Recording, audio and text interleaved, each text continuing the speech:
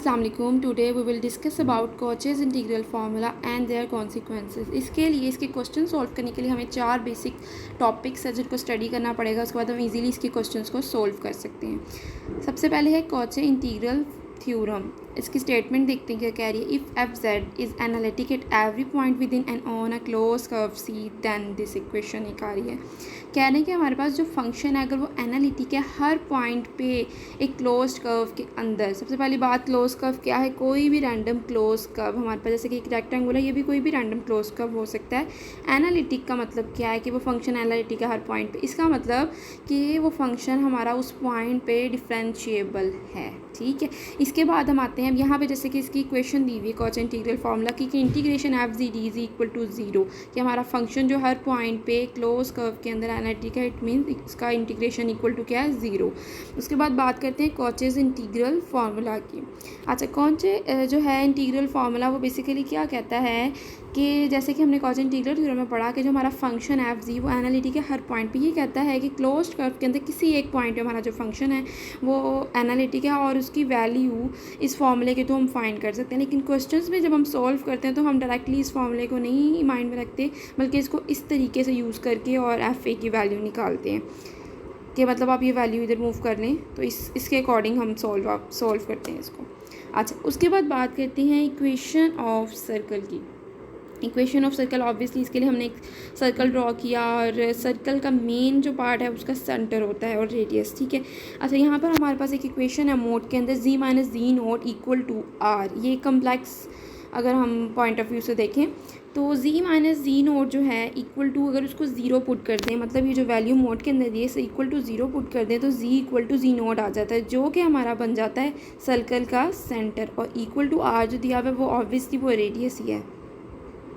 जैसे देखा आपने पीछे कि इक्वेशन ऑफ सर्कल बेसिकली क्या थी ये। अब उससे रिलेटेड हम 3 तरीके से देखते हैं कि ज़रूरी नहीं है कि सेम एज इट इज़ यही वैल्यू हो, बट हमें एक जनरल उसकी फॉर्म बता दी गई है। अब देखते हैं mod z minus two equal to 5। अभी भी हम क्या करेंगे, जो मोड के अंदर वैल्यू है इसको इक्वल टू 0 पुट करेंगे तो हमारे पास जी की वैल्यू 2 आ जाएगी और रेडियस हमारे पास 5 ही है। इस तरीके से अगर खाली सेकंड क्वेश्चन पे जाएँ, मोड जी इक्वल टू 10 दिया हुआ है तो यहाँ पर मोड जो जी है वो सिंगल है, इसलिए हमने, क्योंकि इस जो मोड के अंदर value is equal to 0 put करते हैं तो जी हमारे पास क्या आ गया 0 और रेडियस हमारे पास है 10। इस तरीके से अगर थर्ड क्वेश्चन पे आएँ तो ये थोड़ा सा इमेजिनरी पार्ट के साथ थोड़ा कम्प्लेक्स है। जी माइनस 1 प्लस 2 आयोटा मोड के अंदर जो हमारा पार्ट है, हमने इसे इक्वल टू 0 पुट किया तो हमारे पास वैल्यू आ गई 1 माइनस 2 आयोटा और रेडियस हमारे पास है 3 आयोटा। अब हम आते हैं सबसे लास्ट टॉपिक। हमने 3 टॉपिक्स पढ़ लिए, अब आते हैं सिंगुलर पॉइंट्स की तरफ, जो कि बड़ा मेन टॉपिक है। क्वेश्चन सॉल्व करते हुए काफ़ी दफ़ा ये आएगा और आपको इस पॉइंट से ये चीज़ें क्लियर हो जाएंगी। The points where function is not analytic then function is not differentiable at that point. कह रहे हैं कि एक द पॉइंट, कोई भी ऐसा पॉइंट हमारे क्वेश्चन में आ जाता है जहाँ पर फंक्शन जो है एनालिटिक नहीं होता, वो उसका सिंगुलर पॉइंट होता है। और वो फंक्शन जब एनालिटिक नहीं है तो इसका मतलब है कि वो डिफरेंशिएबल भी नहीं है उस पॉइंट पे। अब इसकी एग्जांपल देख लेते हैं। जैसे कि यहाँ पर एक एग्जांपल दी हुई है, इंटीग्रेशन जी स्क्वायर माइनस 2z प्लस 7 जी माइनस 3 डी जी दिया हुआ है। ठीक है। अब यहाँ पर क्या कह रहे हैं कि जो हमारा फंक्शन है, अब यहाँ जो जी माइनस 3 दिया हुआ है ना, जब हम इसको इक्वल टू 0 पुट करते हैं ना,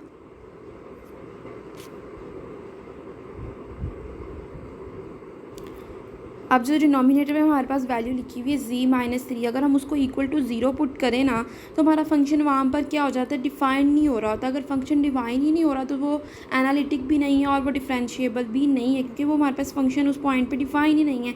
तो ये जो पॉइंट है जी माइनस 3, जब इसको इक्वल टू 0 पुट किया जी आ गया थी, तो ये हमारा सिंगुलर पॉइंट है, क्योंकि इस पॉइंट पर हमारा फंक्शन जो है वो डिफाइन नहीं है, ना ही डिफरेंशिएबल है।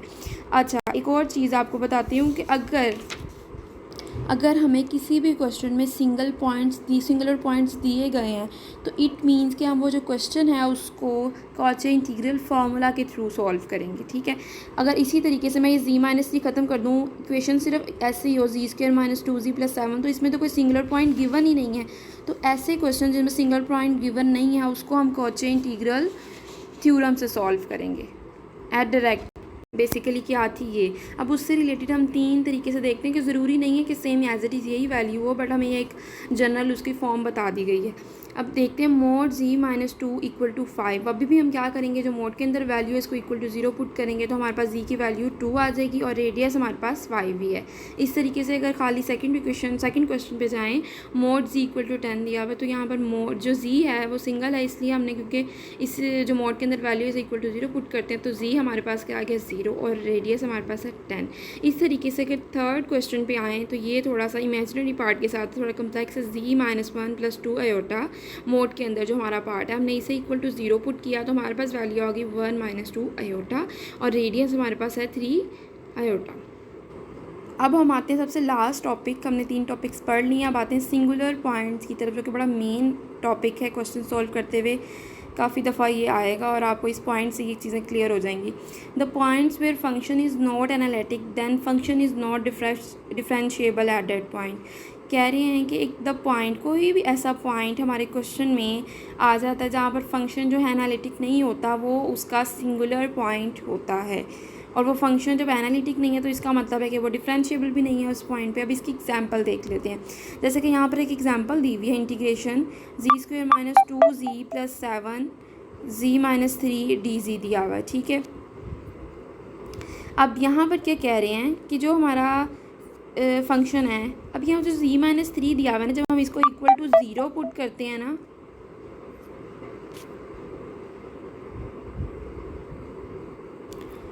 अब जो डिनोमिनेटर में हमारे पास वैल्यू लिखी हुई है z माइनस 3, अगर हम उसको इक्वल टू 0 पुट करें ना तो हमारा फंक्शन वहाँ पर क्या हो जाता है, डिफाइन नहीं हो रहा होता। अगर फंक्शन डिफाइन ही नहीं हो रहा तो वो एनालिटिक भी नहीं है और वो डिफरेंशिएबल भी नहीं है, क्योंकि वो हमारे पास फंक्शन उस पॉइंट पे डिफाइन ही नहीं है।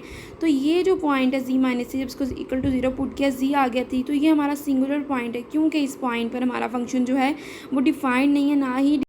अब ये जो इक्वेशन है इसका जो डिनोमिनेटर है वो 0 हो रहा है, इट मीन्स कि वो इनफिनाइट आ रहा है, जिसकी वजह से हमारा ये जो फंक्शन है इसके अंदर एक सिंगुलर पॉइंट है, उस सिंगुलर पॉइंट पे हमारा फंक्शन एनालिटिक नहीं है, ना ही डिफरेंशिएबल है। अब हमें जिस भी क्वेश्चन में या जो भी स्टेटमेंट हमें गिवन होगी उसके अंदर अगर हमें सिंगुलर पॉइंट्स गिवन होंगे ना, तो इट मीन्स कि हमने उसको कॉचे इंटीग्रल फार्मूला के थ्रू सॉल्व करना है। जैसे कि इसके अंदर हमारे पास सिंगुलर पॉइंट मौजूद है जिस पर फंक्शन जो है डिफाइंड नहीं है, ये फंक्शन एनालिटिक नहीं है। किसी क्वेश्चन में पॉइंट्स मौजूद, सिंगुलर पॉइंट मौजूद ना हो तो जो हमारा क्वेश्चन है इसके अंदर हम ये कह सकते हैं ये जो फंक्शन है ये हर पॉइंट पर एनालिटिक है। तो अगर ये हर पॉइंट पर एनालिटिक है तो इसके अकॉर्डिंग अगर हम देखें तो फिर हम कॉचे इंटीग्रल थ्योरम के थ्रू इसे सॉल्व करेंगे, क्योंकि हमारे पास हर पॉइंट पे हमारा फंक्शन क्या आ रहा है, एनालिटिक आ रहा है। तो हम डायरेक्टली इसका आंसर इक्वल टू 0 लिख सकते हैं। अस्सलाम वालेकुम। आज का हमारा जो टॉपिक है वो है गूजे इंटीग्रल थ्योरम और फार्मूला की हमने एग्जांपल्स करनी है।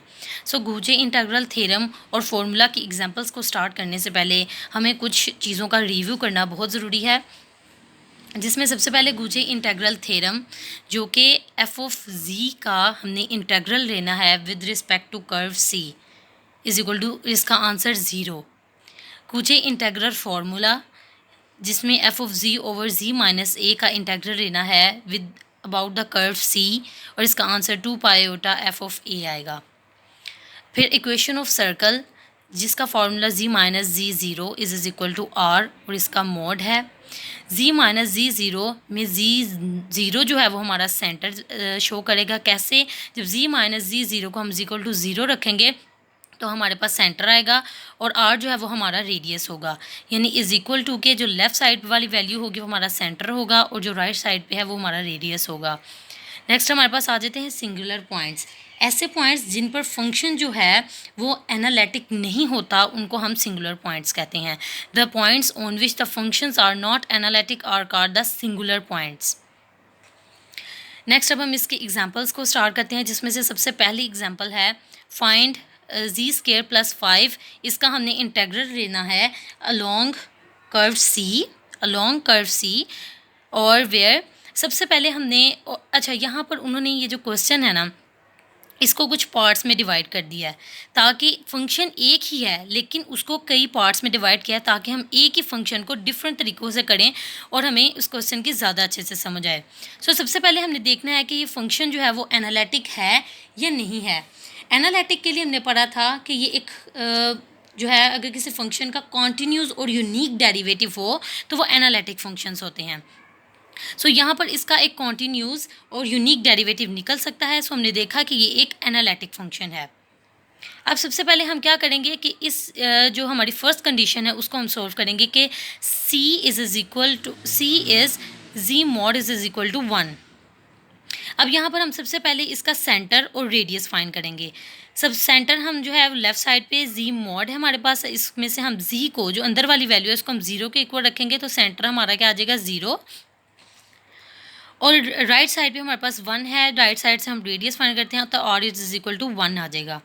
अब दूसरी चीज़ हमने क्या देखनी है, अच्छा ये चीज़ यहाँ पर हमें याद रखने की ज़रूरत है कि यहाँ पर जो सारी कंडीशंस हैं वो एक सर्कल पर, हमने सर्कल देखते हैं तो सर्कल एक क्लोज्ड कर्व है ना, तो ये सारी एक क्लोज्ड कर्व पर हो रही हैं, सर्कल पर हो रही हैं। अगर स्क्वायर या रेक्टेंगुलर पर करनी होगी तो हमें मेंशन कर दिया जाएगा कि इस कंडीशन को आप स्क्वायर के साथ करेंगे, रेक्टेंगुलर के साथ करें, लेकिन जहाँ पर मेंशन नहीं है वहाँ पर सब हमने सर्कल यानी एक क्लोज्ड कर्व में कर रहे हैं। तो क्लोज कर्व में कर रहे हैं और ऐसा कोई पॉइंट नहीं है। अब जैसा कि हम यहाँ पर देख रहे हैं कि ये फंक्शन जो है वो हर जगह पर डिफाइंड है, यानी ऐसा कोई पॉइंट नहीं है जिस पर ये डिफरेंशिएबल ना हो। तो अगर कोई फंक्शन जो कि एनालिटिक हो और किसी भी क्लोज कर्व में हो रहा हो, ठीक है, तो उसका जो इंटेग्रल है वो हम गुचे इंटेग्रल थ्योरम के अकॉर्डिंग ऑटोमेटिकली ज़ीरो कंसीडर करते हैं। सो इसलिए हमने यहाँ पर इसका आंसर जो है वो 0 लिख दिया। अब इसकी हम सेकंड कंडीशन देखते हैं। सेकंड हमने ऊपर पढ़ी थी C is equal to Z mod is equal to 5। अब यहाँ पर हमारे पास फिर जो इसका सेंटर है वो 0 आएगा, क्योंकि Z इज़ इक्वल टू 0, तो 0 इसका सेंटर हो गया और 5 इसका रेडियस हो गया, और ये भी एक क्लोज कर्व यानी सर्कल पर हो रहा है। तो इसी तरह इसमें भी कोई भी ऐसा पॉइंट नहीं है जिस पर ये डिफरेंशिएबल ना हो। तो अगर कोई फंक्शन जो है वो एनालिटिक हो और किसी भी क्लोज्ड कर्व में हो रहा हो तो उसका जो इंटीग्रल है वो गुचे इंटीग्रल थ्योरम के मुताबिक ऑटोमेटिकली उसका आंसर 0 आ जाता है। तो इसलिए हमने उसका आंसर 0 लिख दिया है। यानी यहाँ पर जो हमें याद रखने की ज़रूरत है वो ये है कि अगर कोई फंक्शन एनालिटिक है और वो किसी क्लोज्ड कर्व में हो रहा है तो उसका जो आंसर है वो ऑटोमेटिकली 0 हो जाएगा। क्वेश्चन की थर्ड कंडीशन को देखते हैं। थर्ड कंडीशन क्या है, C इज़ Z माइनस 3 पाई का मॉड इज़ इक्वल टू 10। अब उसी तरह सबसे पहले हम इसका सर्कल का सेंटर और उसका रेडियस फाइंड करते हैं। सेंटर फाइंड करने के लिए Z माइनस 3 पाई जो ये वैल्यू है इसको हम 0 के इक्वल रखेंगे। Z इज़ इक्वल टू ये इधर जाके पॉजिटिव यानी 3 पाई, सेंटर उसका आ गया 3 पाई और रेडियस क्या आ गया 10। और हमने देखा कि ये एक सर्कल यानी क्लोज्ड कर्व पर है, तो चाहे रेडियस कुछ भी हो या सेंटर कुछ भी हो, तो अगर वो एक क्लोज्ड कर्व है किसी भी एनालिटिक फंक्शन के लिए तो उसका आंसर जो है वो ऑटोमेटिकली 0 आ जाता है। अब इस क्वेश्चन की हम फोर्थ कंडीशन को देखते हैं जो कि है C is square who sides are x is equal to plus minus 1, y is equal to plus minus 1। अब उन्होंने हमें C यानी जो कर्व है वो एक स्क्वायर में दे दिया है और उसकी साइड्स भी हमें बता दी हैं जो कि है x is equal to plus minus 1 और y is equal to plus minus 1। अब अगर हम इस स्क्वायर को ग्राफिकली ड्रॉ करें तो x y minus x minus y. अब अगर हम इस कर्व को यहाँ पर ड्रॉ करते हैं तो ये x इज़ इक्वल टू 1 वाला पॉइंट हो गया, y is equal to 1, x is equal to -1 क्योंकि -1 वाली साइड -x वाली साइड है, और y इज़ इक्वल टू -1 क्योंकि ये -y वाली साइड है। तो हमने ये अपना C जो है वो एक कर्व जो है वो अपना ड्रॉ कर लिया है। अब चाहे ये एक स्क्वायर है ये चाहे हम सर्कल की बात करें, है तो ये एक क्लोज कर्व ही ना, यानी ये भी जो है वो एक क्लोज कर्व में हो रहा है किसी भी एनालिटिक फंक्शन के लिए, तो इसका भी आंसर जो है वो 0 ही होगा। यानी अगर वो एक क्लोज्ड कर्व में है, अगर वो एक क्लोज्ड कर्व में है किसी भी एनालिटिक फंक्शन के लिए, तो उसका आंसर जो है वो गुचे इंटीग्रल थ्योरम के मुताबिक उसका आंसर जो है वो 0 आ जाएगा। सेकेंड क्वेश्चन देखते हैं। क्वेश्चन क्या है, z square plus 5z plus 6 over z minus 2, इसका हमने इंटेग्रल लेना है अलॉन्ग c। अब यहाँ पर वो क्या कह रहे हैं कि ये फंक्शन जो है वो नॉन एनालिटिक है। अब ये फंक्शन जो है वो किस पॉइंट पर नॉन एनालिटिक है, वो है z माइनस 2। अब हम z माइनस 2 को अगर इज इक्वल टू 0 रखें तो z इज इक्वल टू 2 आ जाता है। अब z इज इक्वल टू 2 एक इसका सिंगुलर पॉइंट है। सिंगुलर पॉइंट की डेफिनेशन हमने पहले ही पढ़ी है कि ये ऐसे पॉइंट्स हैं जहाँ पर फंक्शन जो है वो एनालिटिक नहीं होता है। सो इस पॉइंट पर यानी z is equal to 2 z-2 पर इस पॉइंट पर जो है वो फंक्शन जो है वो नॉन एनालिटिक है। अब इसकी फर्स्ट कंडीशन देखते हैं, c is z mod is equal to 1। अब सबसे पहले इसका हम सेंटर और रेडियस फाइंड कर लेंगे। सेंटर उसी तरह z इज इक्वल टू 0, अगर इसका पॉइंट फॉर्म लिखें तो 0 0 इसके पॉइंट्स बन जाएंगे और r हमारा 1 यानी उसका रेडियस जो है वो 1 आ जाएगा। अगर हम इसको ग्राफिकली रिप्रेजेंट करते हैं तो x और y, अब यहाँ पर जो है हमारा जो सेंटर है वो 0 0 है और रेडियस जो है वो 1 है, तो 1 से हम यहाँ पर एक जो है वो सर्कल ड्रॉ कर लेंगे। इसको हमने ग्राफिकली रिप्रेजेंट कर लिया, लेकिन कंडीशन यहाँ पर ख़त्म नहीं होती। अब हमारे पास इस क्वेश्चन में ट्विस्ट ये है कि हमारे पास एक सिंगुलर पॉइंट है। तो अब हम अगर इस ग्राफ के ऊपर इस सिंगुलर पॉइंट को जो है वो ड्रॉ करते हैं तो क्या ये फंक्शन हमारे पास एनालिटिक बनता है या नॉन एनालिटिक, ये देखना है हमने। अब z इज इक्वल टू 2, ये हमारे पास सिंगुलर पॉइंट था। इसकी अगर हम कॉम्प्लेक्स फॉर्म देखें तो 2 + 0 आयोटा और पॉइंट फॉर्म 2 और 0 बनेगी। अब इस पॉइंट फॉर्म को अगर हम, ये हमने पहले ग्राफ बनाया था, ठीक है, और यहाँ पर हमने अपना ये जो पॉइंट फॉर्म है इसकी 2 और 0 ये यहाँ पर करके आएगी, ठीक है, और ये हमने यहाँ पर इसका हमने सिंगुलर पॉइंट भी ड्रॉ कर दिया। हमारा जो फंक्शन था वो पीछे था z mod is equal to 1, उसके लिए हमने ये वाला सर्कल ड्रॉ किया, लेकिन हमारा सिंगुलर पॉइंट है वो है 2 और 0 आ गया। अब इस क्लोज्ड जो हमारा कर्व है, क्लोज जो कर्व है उसके ऊपर, यानी इसकी ये जो कर्व है यहाँ पर 1, या इस कर्व के ऊपर या इसके अंदर फंक्शन जो है वो एनालिटिक है, क्योंकि वो पॉइंट जहाँ पर फंक्शन जो है वो नॉन एनालिटिक था, यानी उसका जो सिंगुलर पॉइंट था जहाँ पर उसका फंक्शन नॉन एनालिटिक था वो तो उस कर्व के बाहर है, यानी इसका इस पर कोई असर नहीं हो रहा।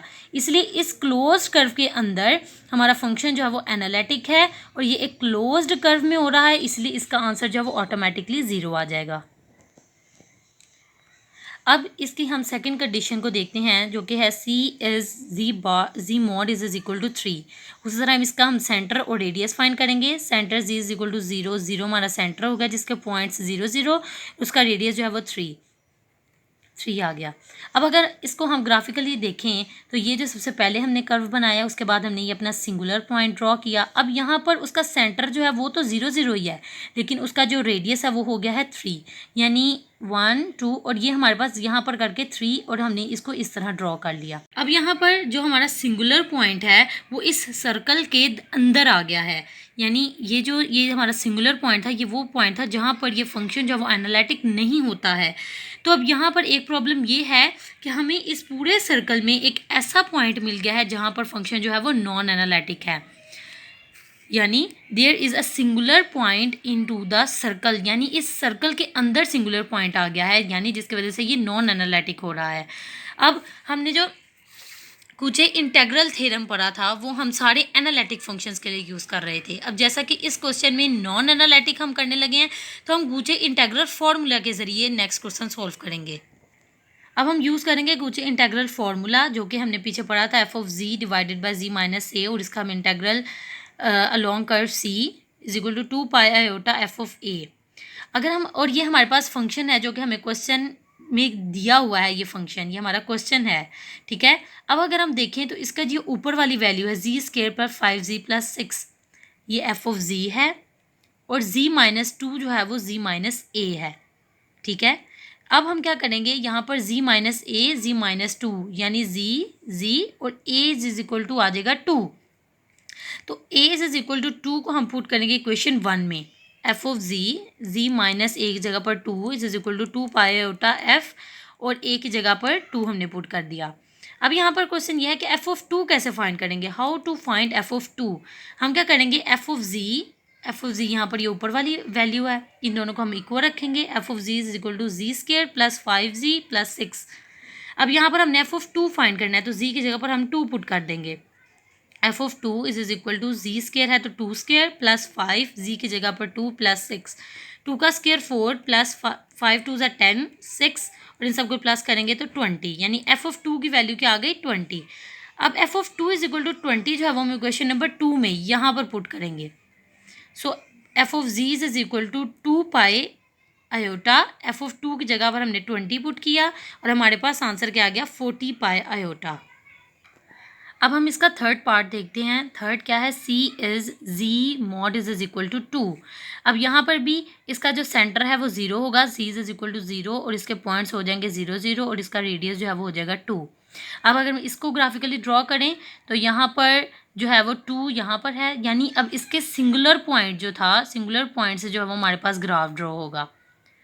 और अब हमने जो है वो कोचे इंटेग्रल जो थ्योरम है उसके मुताबिक पढ़ा था कि अगर किसी जो सर्कल है उसकी बाउंड्री पे या उसके अंदर कोई भी सिंगुलर पॉइंट आ जाए तो वो फंक्शन जो है वो नॉन एनालिटिक हो जाता है। अब इस क्वेश्चन में जो है वो हमें लास्ट जो हमने पार्ट देखा है उसमें जो प्रॉब्लम थी सेम वही इसमें है कि यहाँ पर हमें एक ऐसा पॉइंट मिल गया है जहाँ पर ये जो फंक्शन है वो नॉन एनालिटिक है, तो इसको भी सेम 19 स्टेप्स के ज़रिए हम सारा सोल्व करेंगे। ठीक है, 19 स्टेप्स पे सोल्व करेंगे तो इसका आंसर भी जो है वो 40 पाई आयोटा ही आएगा। सेम आंसर क्यों आएगा? इसका सेम आंसर जो है वो इसलिए आएगा क्योंकि जो हमारा सिंगुलर पॉइंट है वो तो पूरे क्वेश्चन में सेम है। तो जब सिंगुलर पॉइंट ही हमारा सेम है तो उस यही सारे स्टेप्स जो हैं वो इसके लिए भी होंगे, तो इसका आंसर भी 40 बाय आयोटा ही आ जाएगा। यानी the singular point is fixed so the answer is fixed. अगर यहाँ पर z mod is equal to 10 भी आ जाए फिर भी इसका आंसर जो है वो 40 पाई आयोटा ही होगा, क्योंकि हम अपने फॉर्मूला में या अपने क्वेश्चन में जो है वो c की वैल्यू पर तो डिपेंड कर ही नहीं रहे, हम तो a पे डिपेंड कर रहे हैं और a हमारा क्या है, सिंगुलर पॉइंट। तो अगर सिंगुलर पॉइंट फिक्स्ड है तो हमारे सारे आंसर जो हैं वो फिक्स्ड ही आएंगे। अब हम क्वेश्चन नंबर 3 स्टार्ट करते हैं। क्वेश्चन है z e की power z divided by z minus iota, जिसका हमने इंटेग्रल लेना है अलॉन्ग z। अब यहाँ पर वो कह रहे हैं कि ये एक नॉन एनालिटिक फंक्शन है। किस पॉइंट पर ये नॉन एनालिटिक फंक्शन है, वो है z माइनस आयोटा। हम z माइनस आयोटा को इज इक्वल टू 0 रखेंगे, z is equal to iota आ जाएगा, माइनस आयोटा इधर जाके पॉजिटिव का iota. z is equal to iota जो ये हमारा सिंगुलर पॉइंट है। हमने पहले भी डिस्कस किया है कि सिंगुलर पॉइंट वो पॉइंट होता है जहाँ पर एक फंक्शन जो है वो एनालिटिक नहीं होता है, यानी ये वो पॉइंट है जहाँ पर ये फंक्शन जो है वो नॉन एनालिटिक है। अब हम इसकी फर्स्ट कंडीशन देखते हैं, c is z mod is equal to 1/2। उसी तरह हमने इसका सेंटर निकाला, z इज इक्वल टू 0, तो इसका सेंटर के पॉइंट्स क्या बन गए 0 0 और r क्या है हमारा 1/2, यानी रेडियस क्या है हमारा 1/2। अगर हम इसको एक ग्राफ में प्लॉट करें तो ग्राफ में प्लॉट करने के लिए हमारा सेंटर जो है वो 0 0 और हमारा रेडियस क्या है 1/2, यानी अगर हमारा 1 ये है और हमारा 1/2 यहाँ पर आएगा तो यहाँ पर हमने एक ग्राफ जो है वो एक सर्कल जो है वो ड्रॉ कर लिया और ये हमने सेंटर और रेडियस 1/2 से बनाया। लेकिन हमारी कंडीशन यहाँ पर स्टॉप नहीं होती, हमने देखना है कि क्या इस फंक्शन के लिए या इस पॉइंट के लिए जो फंक्शन है वो एनालिटिक है या नॉन एनालिटिक है। इसके लिए हम क्या करेंगे, इसका जो हमने सिंगुलर पॉइंट निकाला था उस सिंगुलर पॉइंट को भी इस ग्राफ में ड्रॉ करेंगे। तो सिंगुलर पॉइंट क्या था, z is equal to iota. अगर हम इसकी कॉम्प्लेक्स फॉर्म देखें तो कॉम्प्लेक्स फॉर्म क्या बनती है, x प्लस वाई आयोटा वाली फॉर्म 0 प्लस 1 आयोटा, और अगर इसके हम पॉइंट्स देखें तो वो क्या बनेंगे 0 और 1। अब 0 और 1 इसके पॉइंट्स हैं। ये ग्राफ हमने सेम वैसे ही 1/2 जो पहले ड्रॉ किया है ये वाला हमारा वही पार्ट हो गया। अब हम इसके पॉइंट्स क्या हैं, x एक्सिस पे 0, y एक्सिस पे 1, यानी x एक्सिस पे 0 और y एक्सिस पे यहाँ पर आ जाएगा इसका 1, तो 0 और 1 वाला पॉइंट यहाँ पर आ गया। अब हम क्या देख रहे हैं कि इस सर्कल के अंदर हर पॉइंट पर ये फंक्शन एनालिटिक है और वो पॉइंट जहाँ पर ये फंक्शन नॉन एनालिटिक था वो तो इस सर्कल से बाहर है। तो ये फंक्शन के अंदर हर चीज़ जो है वो एनालिटिक है और ये एक क्लोज्ड कर्व पर हो रहा है, ये एक एनालिटिक फंक्शन है, तो इसका आंसर ऑटोमेटिकली हम 0 लिख देंगे। अब हम इसकी सेकंड कंडीशन देखते हैं। सेकंड कंडीशन क्या है, c is z mod is equal to 2। अब यहाँ पर फिर इसका रेडियस 0 0 आ गया, 0 0 इसके पॉइंट्स और 2 जो है वो इसका रेडियस हो गया। अब इसको एक ग्राफ पर जब हम प्लॉट करेंगे तो 1/2 जैसे हमने पिछला ग्राफ बनाया हुआ था उसी के ऊपर 0 और 1 जो हमारा सिंगुलर पॉइंट है और रेडियस 2 का हमने जो है वो एक सर्कल बनाना है। तो 0 1 और 2 यहाँ पर जो है हम अपना 2 रेडियस का जो है वो एक सर्कल ड्रॉ कर देंगे। अब इस सर्कल के अंदर एक ऐसा पॉइंट है जहाँ पर ये फंक्शन जो है वो नॉन एनालिटिक है, यानी ये जो सिंगुलर पॉइंट है यहाँ पर फंक्शन जो है वो नॉन एनालिटिक है। तो अब यहाँ पर ये प्रॉब्लम आ गई। प्रॉब्लम को सॉल्व करने के लिए हम गूजे इंटीग्रल फार्मूला यूज़ करेंगे। अगर किसी सर्कल की बाउंड्री के ऊपर या उसके अंदर कोई नॉन एनालिटिक जो है वो पॉइंट आ जाए, कोई भी हमारा सिंगुलर पॉइंट आ जाए, तो उसके लिए हम गूजे इंटीग्रल फार्मूला यूज़ करते हैं। ये हमने गूजे इंटीग्रल फार्मूला पढ़ा था और ये हमारा वो फंक्शन है जो हमें क्वेश्चन में गिवन है। अब देखा जाए तो जी ई की पावर जी जो है वो यहाँ पर एफ ऑफ जी है और z माइनस ए जो है वो z माइनस आयोटा है, यानी a की जो वैल्यू है वो आयोटा है। सो हमने a is equal to iota जो है वो अपनी इक्वेशन नंबर 1 में पुट किया। So f of z over z minus a की जगह पर हमने आयोटा रखा, इज इक्वल टू 2 और यहाँ पर एक जगह पर हमने फिर आयोटा रखा। अब यहाँ पर क्वेश्चन ये है कि एफ ऑफ जो आयोटा है उसकी वैल्यू हम कैसे फाइंड करेंगे, वो हम फाइंड करेंगे अपने एफ ऑफ जी से। एफ ऑफ जी की वैल्यू यहाँ पर जी ई की पावर जी है, इन दोनों को इक्वल रखा। तो जहाँ भी जी है, क्योंकि हमने एफ ऑफ आयोटा फाइंड करना है, तो जहाँ भी जी है वहाँ पर हम आयोटा लिख देंगे। F of iota is equal to iota e की पावर जी था और तो वहाँ भी आयोटा आ गया।